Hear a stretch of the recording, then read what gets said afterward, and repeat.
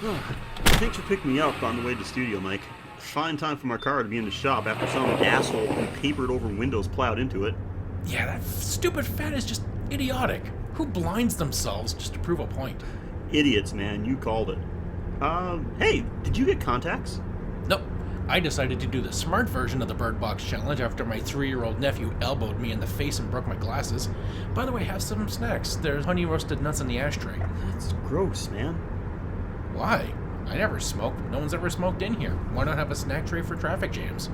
Actually, that's pretty fucking brilliant. I usually am.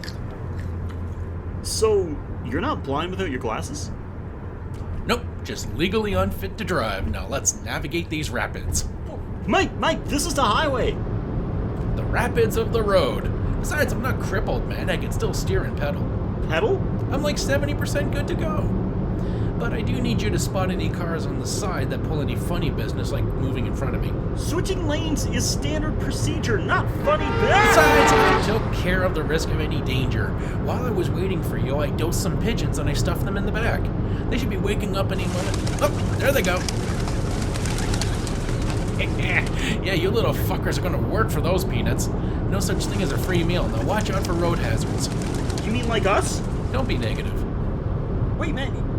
You mean these peanuts in the ashtray? You let me eat tranquilizer nuts? Oh, get away from me, you fucking sky rats! Of course not, man. I left all those on the sidewalk. I loaded a handful of fresh ones after I dumped them in the back. After handling these pigeons? Oh, fuck no. I'm not gonna wait to find out what you've exposed me to. I'm out.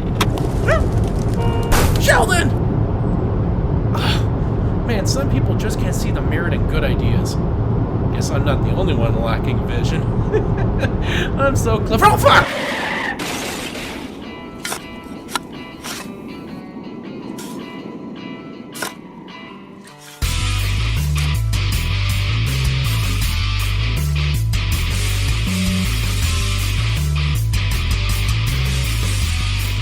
Welcome to episode 85 of The Graveyard Shift, where each week we watch a horror movie suggested by one of our listeners, and we break it down into the good, the bad, and any other category we decide to make up along the way if something doesn't fit into either of those. We'll talk about the plot, some production details, and anything else we find fun or relevant. I'm your host Sheldon, and I never worked a graveyard shift alone. Please say hello to someone whose suicide-inducing nightmare after seeing an insanity demon would be having to edit and produce a horror movie podcast with a host that constantly flakes onto recording dates, my co-host Mike. Hey, everybody. Hey, Mike. So, yeah, just in case anyone listening didn't get from my intro or didn't read the show notes, why don't you tell everyone what we have for them this week? Today's episode is not the worst thing I've seen in a box. Ooh. Because we watched Bird Box. We sure did. And before we get into any details or, get into any info on Bird Box at all, what do you think of this one? Never has a movie begun with a more honest disclaimer. It's going to be rough. It's going to feel like it's been going on for a long time. So it's going to be hard to stay alert. It's going to be even harder to stay quiet. Yeah, I agree. So, Bird Box was a suggestion from Miranda K, who requested it on our Facebook page. So thank you for that, Miranda. We did bump this one up the list, just so that we could talk about it while it's still sort of fresh. Everyone else that suggested movies, months ago, yours is still on the list. Like I said, we just want to talk about this one while people are still talking about it. Alright, so before we give our breakdown, here's some info on Bird Box. Released on December 21st, 2018, Bird Box is a Netflix exclusive post-apocalyptic thriller starring Sandra Bullock and John Malkovich, and is based on a 2014 novel of the same name. It's rated R due to scenes of graphic violence, has a runtime of 124 minutes, more on that later, and had a budget of approximately $19.8 million. No word on a profit because, of course, this is on Netflix. I still find it kind of like I don't want to say amazed, but when you think about Netflix, because Mike, me and you are we're definitely back in the day type people. You remember Netflix first came on the scene, and it was like just a service where you would actually request, you would rent DVDs. They would actually send you DVDs in the mail. I remember hearing it about that, but again, as long as piracy was around, I was just like, man, these services are for suckers. Yeah, that's true. You are definitely a pirate. And I may be a pirate, but at least I'm not R. Kelly. oh, Jesus Christ. All right. Now, let me just get a glass of scotch to wash away that.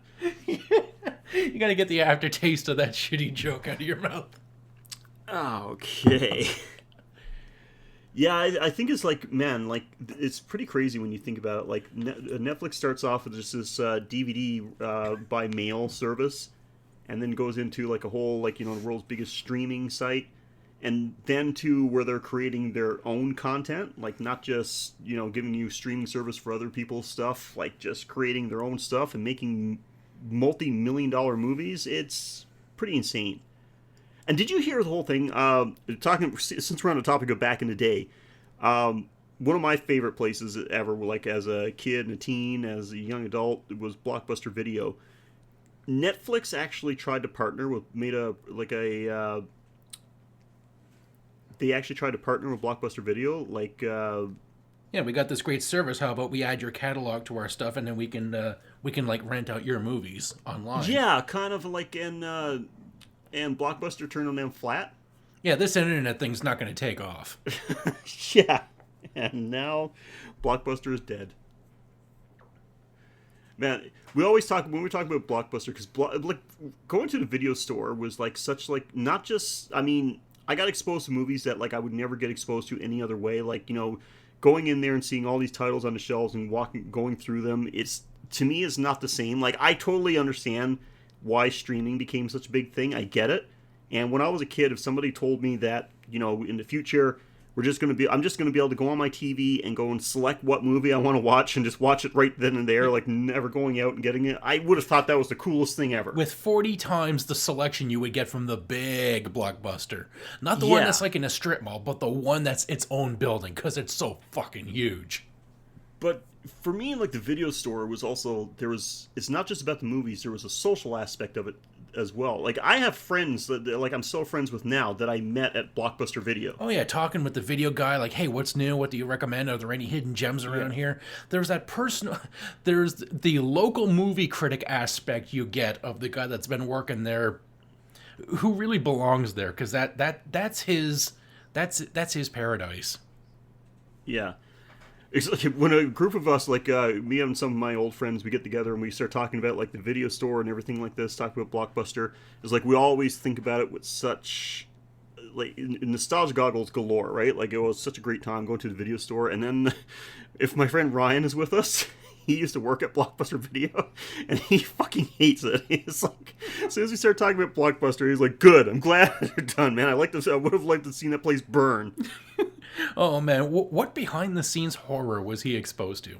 Oh, just the usual customer service bit, Like when you look at it from that size, like yeah, like I mean, we would go there, like we're not hassling anybody. We would go look through the movies, talk amongst ourselves, find a movie we want to watch, some obscure horror movie that was like tucked away on some back shelf somewhere, and rent that, pick up some snacks, and be on our way. But I'm sure, like, he talked about people that were coming in to get a new release and it wasn't there, and they'd throw a fit, or they'd come in and ask for some kind of movie that, like, gives some vague description, didn't know a title, give some vague description, and say, oh, I know it's here because a friend of mine told me about it, and he'd be going through everything trying to find, like, some shitty-ass movie, and then they'd say, like, oh, maybe it wasn't here. Maybe it was some other video store, and his boss was a fucking perv, so it's just... Yeah, it was... I can understand how he didn't like it, but anyway. But anyway, enough of Nostalgia Hour. Okay, so where did I end off? I was talking about, of course, it's on Netflix. But I'm going to give the Rotten Tomatoes score on this one, despite some of the feedback we've gotten about Rotten Tomatoes. Seriously, people have told us like stuff like, Rotten Tomatoes sucks, they don't give accurate ratings. Okay, like, first of all... Rotten Tomatoes doesn't give any ratings. What it does is give an average score of online reviews. That's it. It's just a guideline. Don't take it so fucking seriously. Like, reviewers don't work for Rotten Tomatoes. They just give an accumulation of the score that these movies have online. So, relax. Yeah, there are no reviewers for Rotten Tomatoes. Yeah, other than, like, just, every Tom, Dick, and Harry that just goes on and gives, like, their own opinion on it. But nobody cares. Yeah, like, they're not working for Rotten Tomatoes. They're using Rotten Tomatoes as a platform for their, like, it was the best use of puppetry I have seen in the 2010s. That's actually a pretty good comic book guy. Thank you. Nice. I see someone has an appreciation for talent. Oh my god. Yeah, so I strongly disagree with Rotten Tomato scores on some movies, as we both have with movies we've covered on the show.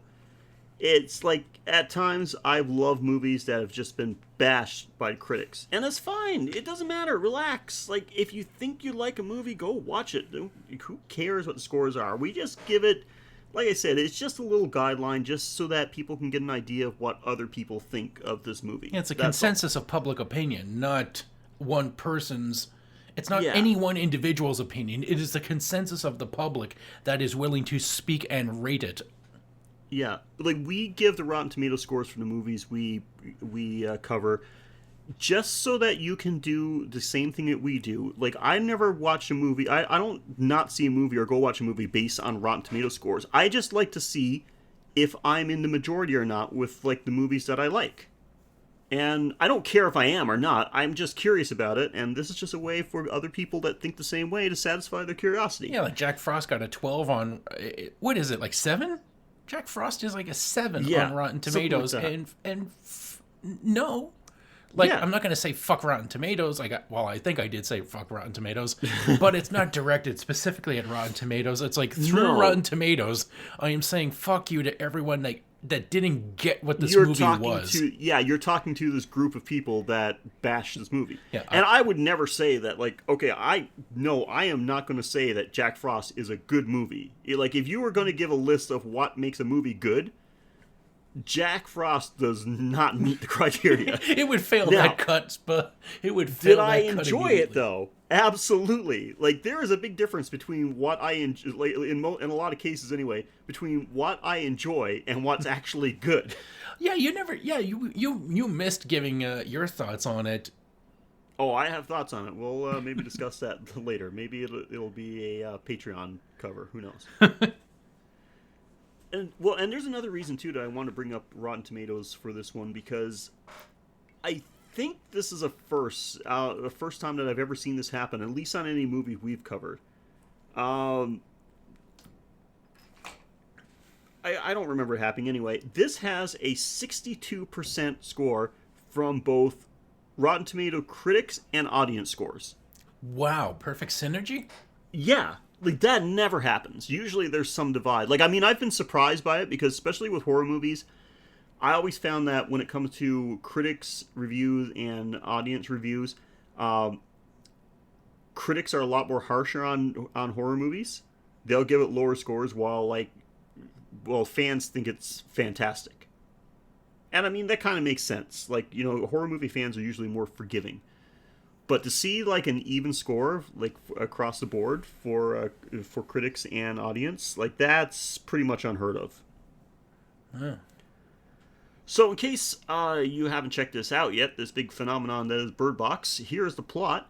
5 years after an ominous, unseen presence drives most of society to suicide, a mother and her 2 children make a desperate bid to reach safety. Alright, so Mike and I are going to do like we always do. We are going to talk about the good and the bad, and that can be anything we liked or didn't like about this movie. And this can be something as broad as an overall theme, or something as specific as a certain character, certain actor, certain line of dialogue, certain scene, whatever. If we liked it, we'll talk about it. If we didn't like it, we'll probably talk about it even more. We always start with the good, and we always start with the Mike. So, Mike, please tell me something good about Bird Box. The beginning, it has an excellent, chaotic scene that begins from Mallory leaving the hospital for her ultrasound and arriving at the Malkovich residence and seeing an immediate tragedy of someone trying to do her a favor. Yeah. Between that, where they're just like, she sees someone freaking out in the hospital trying to smash their head into a window, and she's like, yeah, let's get the fuck out of here and drive. And as she does, she tries to answer a phone in the back, sparing her from seeing it. But her sister, who's driving, gets it, and you see her retinas just scatter. And she just plows into the car. She just plows the car into another car. Probably one of those ramps that are always parked off to the side of sidewalks. So that cars can do sweet flips. Cars flip very easily in movies, I've noticed. Well, all you need is like a slight incline and you're fucking airborne. Mm-hmm. And then she sees her sister commit suicide by just backing into a garbage truck, which is pretty funny. And then just seeing just absolute chaos around her. And like, I know she's pregnant. Still, you can like try to get up, but she's just like stuck on the ground for the longest time. And John Malkovich's wife decides, I'm going to go out to help her. And she gets to her, tells her, like, come inside the house. And before she can help her up, she just looks up, gets the sizzly eyes, and just decides, hey, that looks like a really comfy car. I'm going to go have a seat. It doesn't matter that it's on fire. It's fine. Yeah. And I mean, not just like, smoldering, like it's about to, like, in most movies it'd be like, they get into a car and it explodes like that because like the engine's on fire. There's a little bit of flame. No, this thing is like fully engulfed when she gets in it. Yeah, she just opens up the door, gets inside, and whoosh. Yeah, that's it was startling. It was, yeah. It was pretty much what I had for first on my good list. Like, I mean, it didn't take long to jump into it. They did a little bit of building up Sandra Bullock's character at first, like, so like what's going on with her. She's an asshole. She is, yep, absolutely. And that gets established pretty good. She's an artist, she's pregnant, and she's an asshole. And her and her sister are very different. And yeah, it doesn't take very long. Like, it wasn't like, you're just waiting for something to happen. Like, it was pretty fast paced, even like the back and forth between her sister. And they give us like a little inkling about what's happening because they see the news reports about what's happening in some other countries. It's Russia, so who gives a fuck? Pretty much, yeah. Doesn't she say that? Yeah. Kind of like, so it's Russia. I'm surprised they didn't throw in like suicides. Of course, it's Russia. Have you seen what they do there? They just drink and play chess.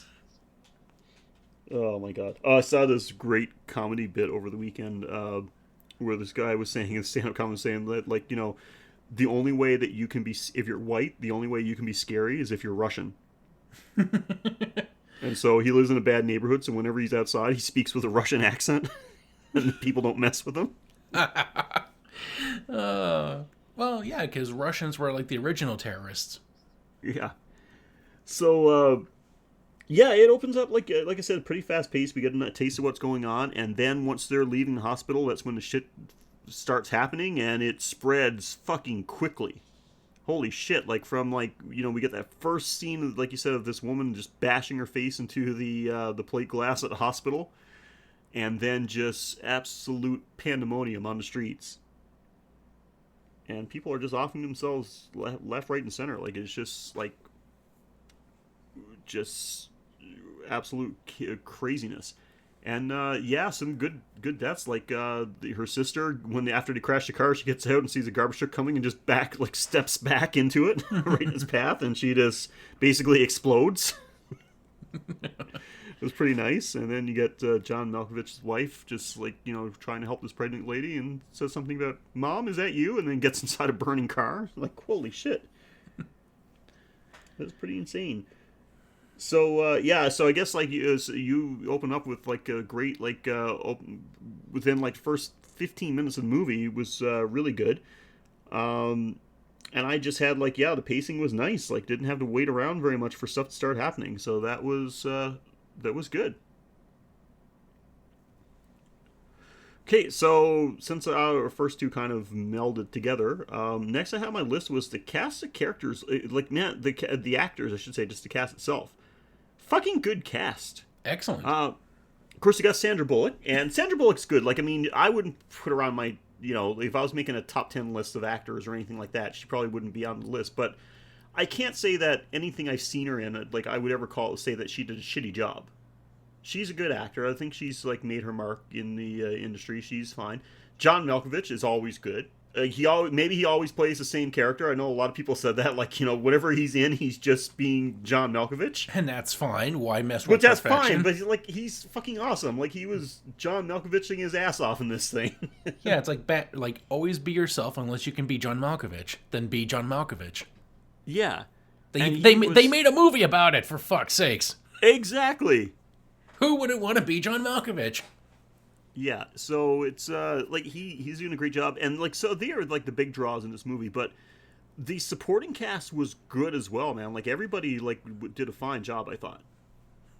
Like any problems I had with this movie was nothing to do with any of the acting. Oh yeah, they had phenomenal actors. Well, like in like my in the little section I call lookalike theater, they had not 50 Cent.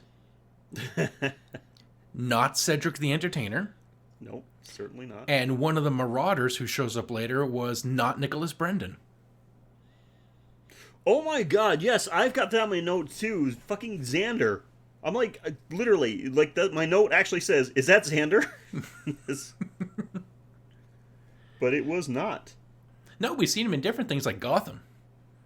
He was like, this guy's lots of Batman show. Like, not only was he in some episodes of Gotham, he was also in The Dark Knight. I think as one of the bank robbers for the Joker.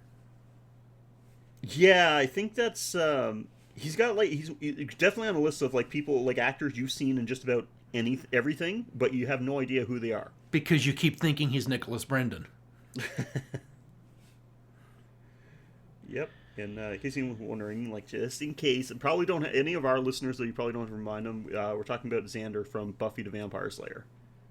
If you know another Xander, let us know because I think it's the only time I've heard that name. Yeah, I think you're probably right. So, yeah, to continue off your good with mine.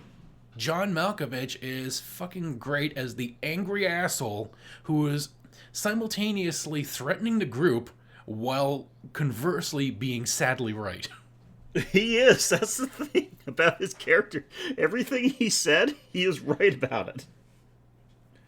So yeah, like really, they would have lasted longer if they just listened to everything he said. Like he immediately went into survival mode, and he had some good ideas that he should have. I'll talk about that again, like this in a little bit. But he had some ideas, or at least one idea that they really should have listened to him, and they would have been a lot better off. At least that's my theory, anyway. Mm-hmm. Okay, so what else did you like? See, here's the problem I have with this movie. Even though it's not bad, there's not really it feels kind of weird because there's not really like a lot of good stuff to talk about.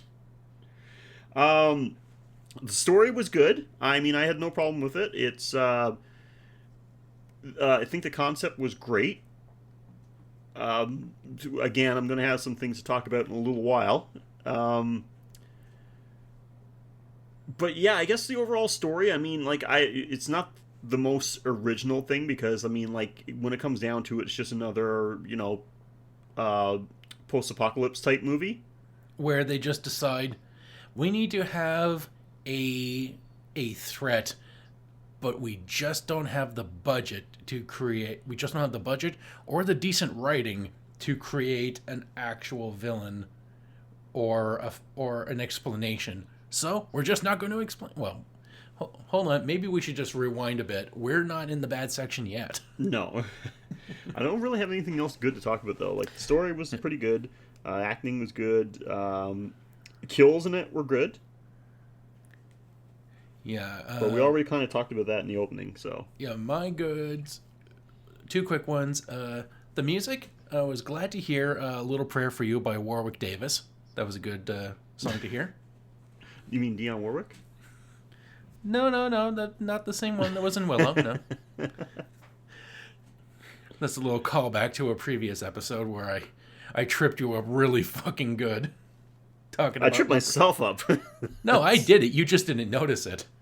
If you listen to the episode, I planted that first, and you just went right through it, just like, yep. I'm like, you didn't catch it. I got you. And the showdown with the Marauders at the end. Well, the end for a certain character.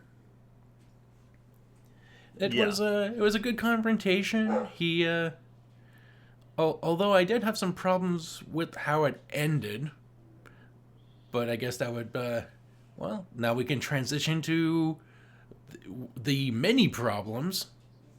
Oh yeah.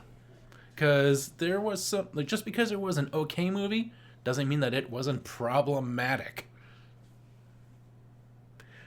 So, let's take a ride to Pessimism Valley. While I give this movie like mostly positive reviews, like I think that 62% the Rotten Tomatoes score is perfectly fine. It definitely had more bad things to talk about, which I know sounds weird. Like, if it had more bad things, why are you giving it like a mostly positive review? But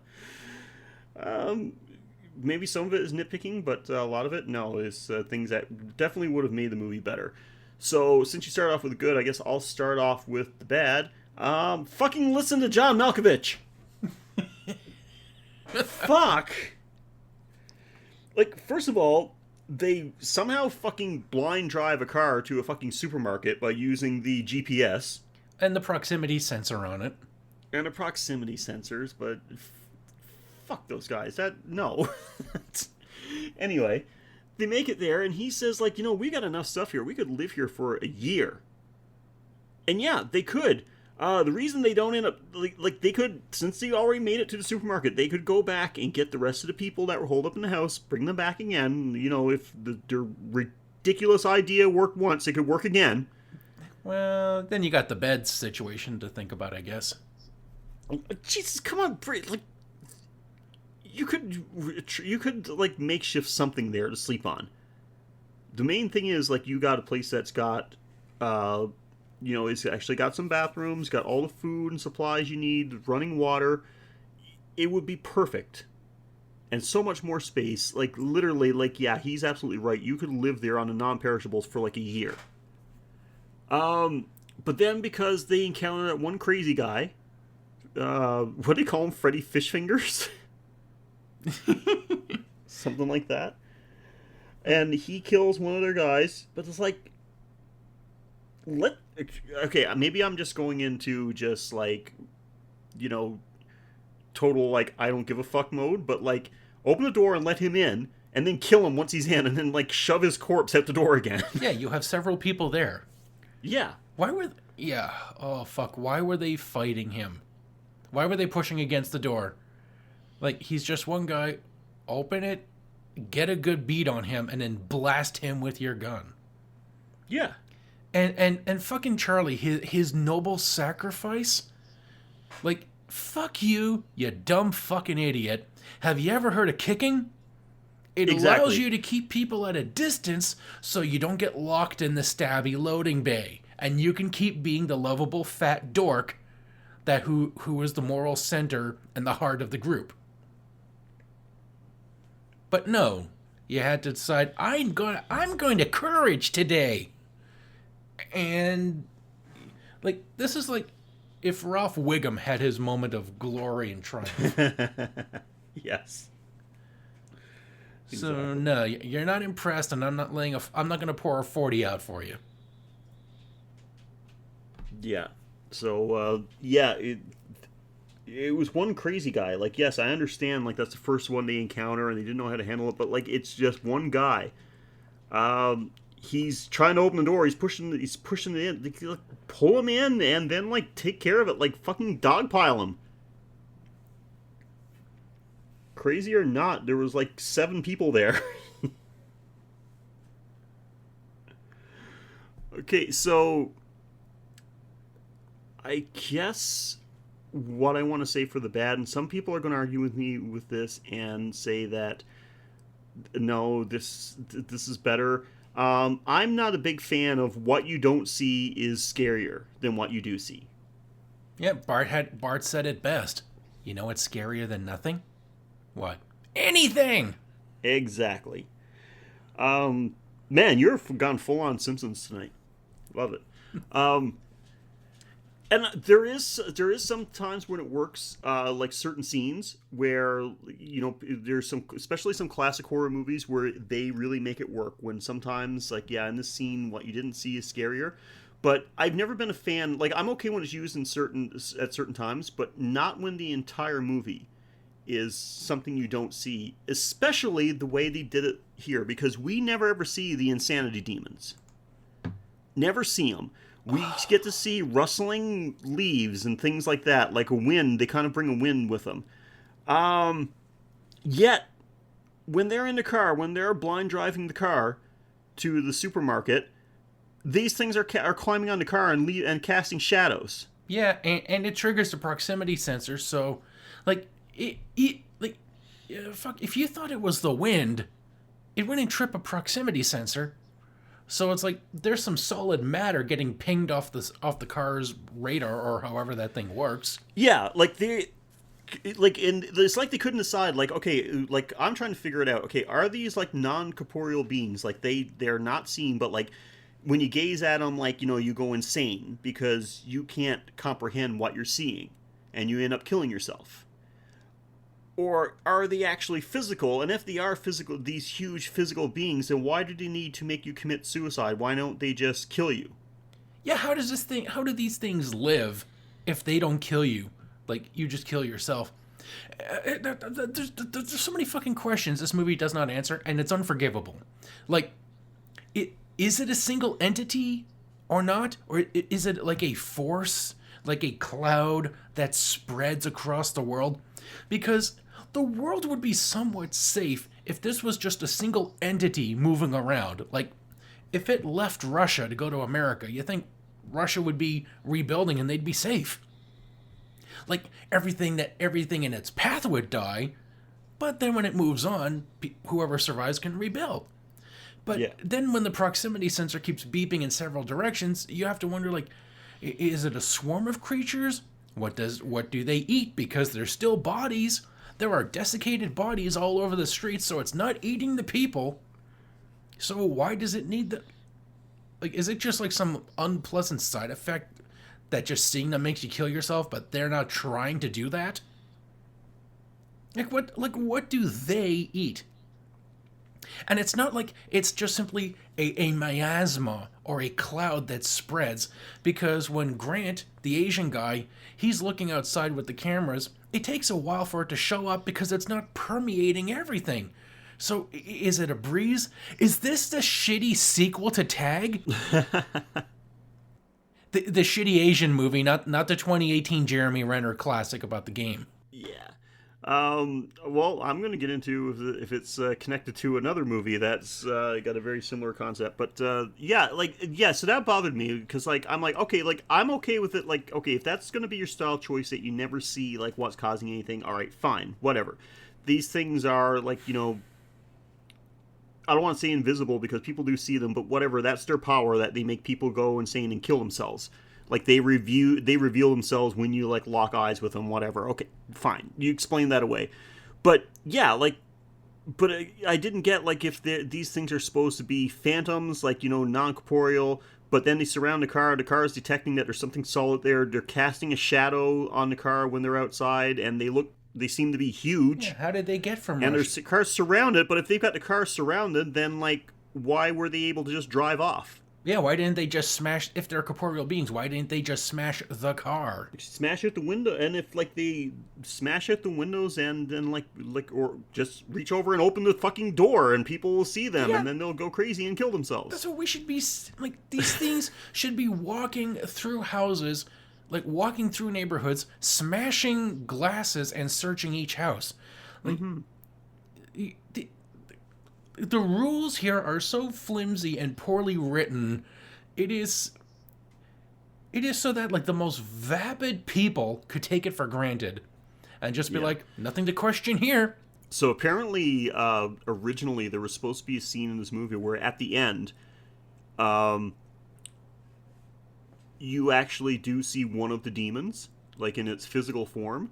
But apparently it looks so ridiculous. What the props people made up looks so ridiculous that the cast said that like that's going to just people are just going to go nuts when they see this. Like it's going to look so stupid. Apparently Sandra Bullock even started laughing at it when she saw the prosthetic because apparently it just looked like a giant big-headed baby. So yeah, I was reading that like on something I found online about like what the demons were supposed to look like. So it identified them as demons? Yeah, like the demon, monster, or whatever. Wow, so hell actually was full and just decided to barf up some of these things. Yep. Like, explain, how did they get to America from Russia? Like, does it float? Like, they float on the breeze, they can fly? Yeah, I guess so. Like, I don't know. A wizard did it. Who knows? But yeah, so that did grate me. Like, I mean, if that's fine, you want to do this whole thing, like, you know, you don't see what's actually coming at you. Okay, like, that's fine. It's a style choice. Like, not my favorite, but a lot of people like that. You know, like, a lot of people love the Blair Witch because you never ever saw the witch. So, okay, fine. But that doesn't explain, like, these other problems. Like, one or the other. Either it's a physical thing or it's not. And that's just the monsters. My first problem is the fucking people. Like, yeah. You only need the blindfold when the wind picks up, because apparently that's their calling card to let you know, like, yeah. Like, smarten up and quit stumbling around all the fucking time. You can look around, everything is fine, just only when the wind picks up, that's when you immediately throw the blindfold on and you hunker down. These things, for some reason, will not hurt you because apparently they're not creatures that need to eat.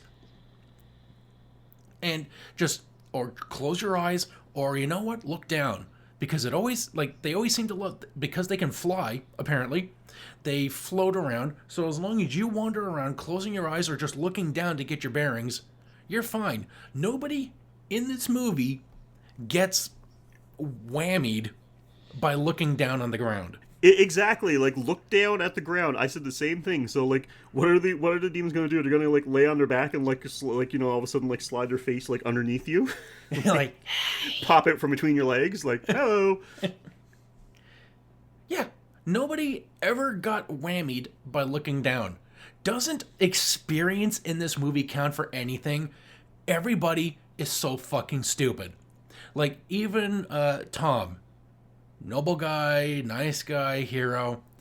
When he ends up facing the Marauders and he needs to take off the blindfold, yeah, that's fine. But he takes the blindfold off instead of lifting it up, guns down the Marauders, and like as soon as he hears the wind pick up, you think after all these years he would be, I don't know, maybe kind of fucking smart and not stupid, and just be like, time to put on the blindfold, or at the very least close my eyes, or you know what, look down, just get down, hunker down and say, Mal, I'm fine, I'm just waiting for it to pass over, wait for me. No, he just decides, oh, I hear this weird threatening noise, I'm going to do what everyone I have seen do and die, and I'm going to look at it. Like, yep, exactly. I want to respect him, but motherfucker, 5 years later, and you are really stupid. Like, experience counts for nothing in this. And that is insulting to me. Like, you're trying to get me to have a connection with these characters who are bogglingly stupid, incapable of learning and evolving. Okay, so what's next for you? Well, I had to make a note of that. Make a note of this. Rosa Salazar, because yum. She played what was the character's name? Lucy. She was the in when they were all like hunkered in the house. She was the police cadet. Was that the one that was making out? Was that the one that was fucking that That ugly. The druggie? Yeah. Oh God, but that was Machine Gun Kelly, right? I have no idea. God, Possibly. yeah, he's that rapper. Yeah, it is. Yeah. Yeah, that got into a thing with Eminem. God, you know what? It's like if Pinocchio's life-giving fairy missed him and hit a can of Monster Energy drink instead. He's the result. Yeah. Oh my God, yeah, absolutely. I even said there, like, I was like, no, Rosa Salazar, what are you doing? Not him, come on. God, you could just be like dry humping him and you'd catch something. Oh, definitely. But yeah, so I had to make a note of that. It would have been nice to see what happened to those characters. Yeah, that's something else too. Like, I mean, I guess, leave some things to the imagination, right? Like, Yeah, have them come back as marauders. Like, that would be fucking great. Yeah. But, like, why would you introduce good writing or strong characters in this movie? Mm-hmm. But,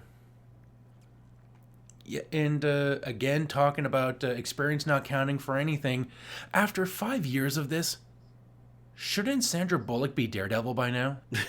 Yeah, you think that all the time spent, like, blindfolded, blinding yourself, your senses would get kind of honed? Yeah.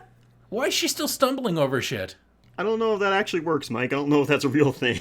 Okay, I don't need her to gain superpowers, but how about have a cane or some type to fish around so that she doesn't trip over shit? Yeah, I said that. First thing I'm doing, like, I'm in a situation where gonna blind myself, like, I to save my sanity, blind myself, make sure I never open my eyes, got a blindfold on. At the very least, I'm grabbing some kind of stick, like, to, like, stick it in front of me so I don't run into things and trip over things. Yeah, she should. Like I said, like, if you can't develop Daredevil powers, at least try to act like a sensible blind person. Mm-hmm. But no, because why would anybody be capable of learning or developing in this? Yeah. Okay, I got a question for you that I put on my bad list, but I could be wrong. Maybe I just didn't notice. When the crazy guy that they don't know is crazy at first, Gary, is that his name? When he shows up, was he carrying anything with him, like any type of case or anything like that? I don't think he did. Like, I think he just showed up with, like, the clothes he had on his back, right? I don't have a definitive memory either way. Yeah. Okay, I didn't think he did, but where did he get, like, where was he keeping all those pictures of the demons he had drawn? I think he may have been carrying a binder or a folder. Okay, so if he had, nobody thought to check that or anything, or ask what that is? Who knows? Maybe he had it in his shirt? Maybe. It just seemed weird to me that, But Gary is my next fucking point. The birds did not rat out Gary. Yep. We established that they can find crazy people, and yet Gary passed the test. These fucking shitbirds, they don't pull their weight, they fucking die.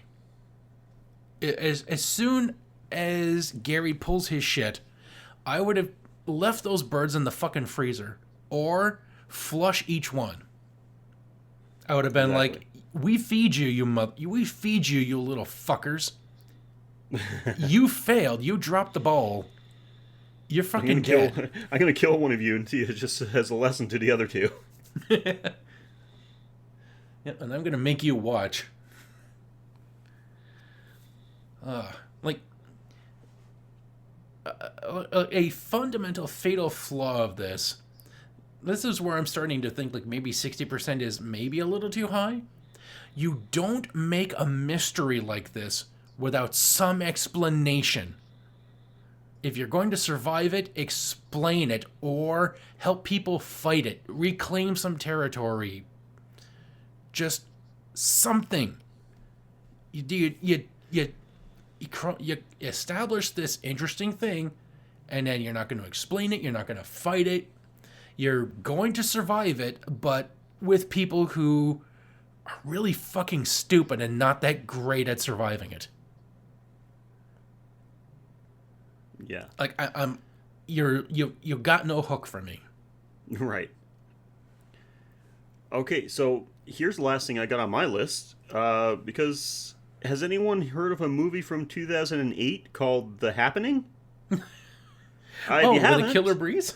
if you haven't, here's a description of The Happening that I found online. Out of the blue, a sheer number of unprecedented and utterly unexplained incidents began to threaten humanity as a seemingly unstoppable and invisible menace alters human behavior and people start committing mass suicide. Oh my god. Somebody saw that and thought, M. Night Shyamalan, I can one-up you. They're like, it's been 10 years. I'm pretty sure everyone's forgotten about The Happening. And they did. And everybody has. I think the most unbelievable part of that movie was Mark Wahlberg was a science teacher. But, yeah, like, I mean, when you strip it down to that, I mean, it's the exact same premise. Even, like, you don't actually, like, it's an invisible force that you, like, the only time you get any type of detection that it's near you is by the breeze. Yep. Invisible, suicidal death heralded by a breeze. Yeah. Did you see that movie? I did, yeah. I heard it explained. I think I was listening to How Did This Get Made. Was it the fucking trees? It was something to do with that, like the trees or plants, like pollen or something like that. They saw us as like the threatening organism, so they decided to use their pollen to make us exterminate ourselves. Yeah. Like parasites that cause like animals to suicide themselves. Even to the point where, yeah, it was kind of like, I think the way it was explained, like nature trying to balance things out, you know, like there's just too many humans, so let's kind of just like flush the system type of thing. And, yeah, even to the point, like, the whole thing about the mass suicide, people just, like, you know, they get affected, just go crazy, or kill themselves. But even to the point, wasn't there, like, some people were just, like, instead of killing themselves, they just went nuts and were attacking other people? But they were more, like, not zombie, like, it's kind of more zombie-like, and I don't mean zombie-like and undead, but just, like, they were kind of mindless and just, like, mindlessly attacking people. So it was like a rage virus thing.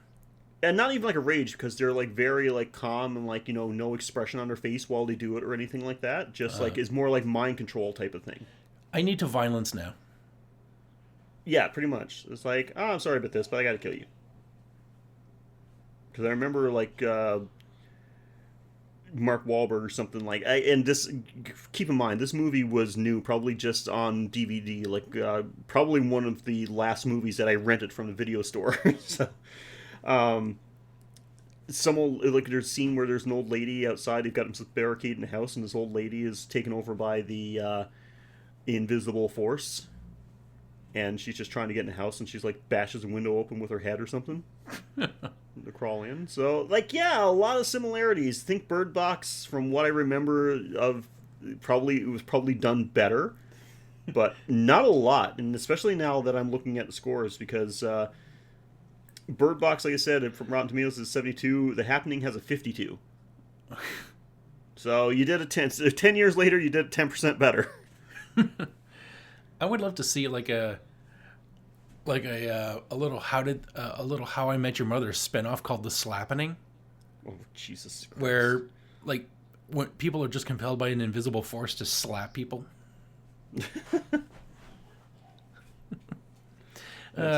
Oddly specific. Well, you never saw How I Met Your Mother? Oh shit! Never mind. I said it had a 52% on Rotten Tomatoes. The Happening. It actually has an 18. 18. Wow. 18. An 18 critic score and a 24 audience score. So yeah, people like Bird Box better apparently. I think it's because of Sandra Bullock and Terrence Rhodes. Yeah, probably. And well, Malkovich. I mean, well, okay, yeah. Let's compare the acting chops. The two leads for Bird Box. We got Sandra Bullock, Terrence Rhodes. You said that's his name. Yeah, not 50 Cent. Yeah, and John Malkovich. Yeah. The Happening. You got Marky Mark. You got fucking Mark Wahlberg, Zooey Deschanel, and John Leguizamo. Oh my God, So, Luigi. yeah, Bird Box had a little more star power. You got Luigi, New Girl, and fucking good vibrations going on. Yeah. It's the trees, man. It's the fucking trees. I know science. It's trees. Say hi to your mother for me. So that's all I got for that. Like, I mean, my opinion is like, I was fine. Like, I mean, it was too long. Some scenes could be cut in, especially like just like pointless conversations while boarded up inside the house. Cut down on like some character development for characters we don't care about, and give me some more John Malkovich being John Malkovich. Just have him saying anything. Keeping like, the blindfolds on when there's no wind. Like, give him like a bottle of whiskey and get him to read like the newspaper, and that'll be fine. You wouldn't believe what Hagar the Horrible is up to now. He's drinking in a bar with Lucky Eddie, and he's apparently the marriage is not going well. Did you ever see John Malkovich like Christmas episode of when he was on Saturday Night Live for a Christmas special? If you haven't seen it, I'm not going to talk about it, but like it's fucking brilliant. Just look it up online, like John Malkovich Christmas SNL, and it's like 5 minutes and totally worth your time. You know, for the longest time, I kept confusing John Malkovich with that guy from with the Nazi from Inglourious Bastards. Oh yeah, I can't. Another person that I can never, the actor. I've seen him in a lot of stuff and never remember his name. Yeah, I thought for the longest time I'm just like, why doesn't anybody talk about how great John Malkovich was in Inglourious Bastards? And then I look it up and I'm like, oh, because he wasn't in it. Yeah. So, yeah, the runtime was too long. Like I said, could have been trimmed down. Didn't need to be, over 2 hours. Definitely not.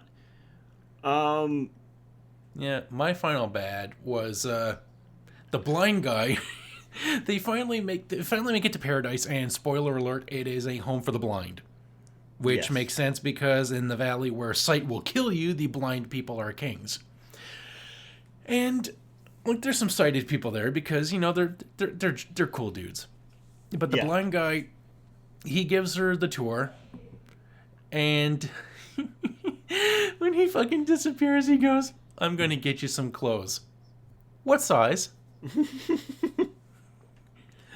Yeah, I mean, maybe you don't have a lot to choose from, but if I was this guy, I would definitely use the excuse of I need to see your measurements with my hands so I can get the right size. I mean, I'm fucking blind, all right? Let me have something. If I can't feel up Sandra Bullock in the apocalypse, why am I even alive? Yeah. It's like, okay, you feel like about a maybe a B. Nope, that's definitely a C cup. Okay, about a size 4, size 4, 5 waist. Well, somebody's been hitting the junk food. So that the only note I made about the place is like, but isn't this in like the fucking middle of nowhere? Like, why is there this home for the blind like out in the middle of the wilderness somewhere? Yeah, you'd think a school for the blind would be in the city. Wait, this was like, it was a school for the blind, so maybe it could have been from a really prejudiced neighborhood where they wanted all the freaks and the abnormals to be. Maybe it wasn't like a away thing. from. Maybe it was like a retreat or something, like a wilderness retreat. No, like the placard on it said like it was a school for the blind, so it was like an orphanage or some kind. But it could have been like a typical rich people thing. Like, we don't want to have the unfortunates around us, so why don't you put this here in this nice spot? And, just because I'm blind doesn't mean I can't be judgy. So yeah, maybe it is. It just seemed odd to me. So yeah, it's like I don't want to say this movie wasn't a waste of time. Like, I'm glad I watched it. It was fine. If you haven't seen it and you want to just go watch like a movie that's okay, watch it. I don't regret watching it. It was good enough. It had some good things. I totally agree with the Rotten Tomato score. 62% is ballpark. I'd like anywhere between 60 and 70. I think would have been I'd be fine with. But I don't care to ever watch. Like, it's not one I'll go back and watch again. No, there's so many better movies. Yeah. There's better movies and there's better shittier movies. Yes. Definitely. Like, it's not. It's good. It's not definitely not great. Not so bad that it's good. It's just okay.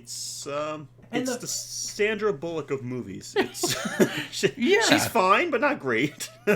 yeah, like she's fine. Like if you like hot actresses, like she's okay, but there's definitely hotter. Yeah, and yeah, The it's got to be her star power because I can't imagine like what are the movies on Netflix have done that fucking like a really stupid fad based off the gimmick. right. Yeah. Like you seen like people wrapping their cars trying to drive around using their proximity sensors. If I'm outside somewhere and a car like comes slowly edging up to me and it's got like the windows all taped up from the inside and someone's driving around like that, I'm gonna climb on the fucking. I'm just giving everybody a warning right now. I'm gonna climb on the fucking hood of your car and I'm gonna start stomping your windows out. Yeah, I'm doing you a favor so that you don't hit me. Because fuck you if you try this. Yeah. And if you walk around like with a fucking blindfold on doing a challenge and I'm near you, I will trip you. So yeah, it's Bird Box. It's fine. Go watch it. You'll probably never care to watch it again. Watch it with a group of people. Yeah, and don't believe the hype of.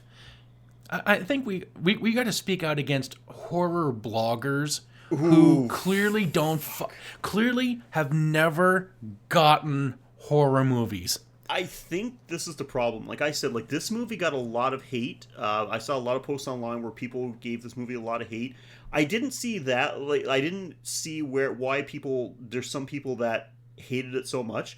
But yeah, we were talking about this, and Mike, you hit it right on the head. I think it's not the fact that this movie was so bad. It's really not. It would have been ignored if it was judged fairly. It has gotten hate because as an overcorrection to the hype. Yes.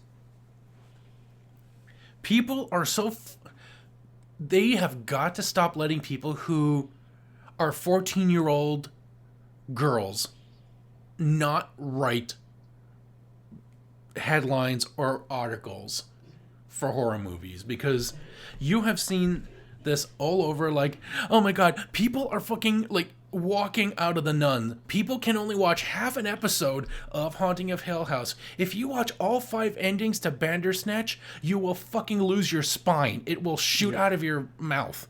Like, yeah, like people this movie was have like actually died watching what's a Hereditary. Yeah. No, they haven't. People didn't get, like, people were throwing up watching Bird Box because it was so intense. Yeah. It's like, are you fucking kidding me? Like, first of all, there's nobody. This is not happening to anybody. If this was happening to you and you're somebody with some kind of psychological problem, this was not happening. I don't know why people would say this about your movie because it's just going to piss people off that are actually so hardcore into horror that, like, if you watch this was a fucking joke. If you are sensitive to horror, at best you would be like a little disturbed or like have to close your eyes. Yeah. But you can't judge like sensitive people as the whole people. They're called sensitive because their sensitivity is above normal. Yeah, it's ridiculous. You are right. The hype for this movie is what killed it. Okay, so if we've covered the good and the bad and what we liked and didn't like, I guess there's only one thing left to do. So, Mike, what do you have for us this week? Well,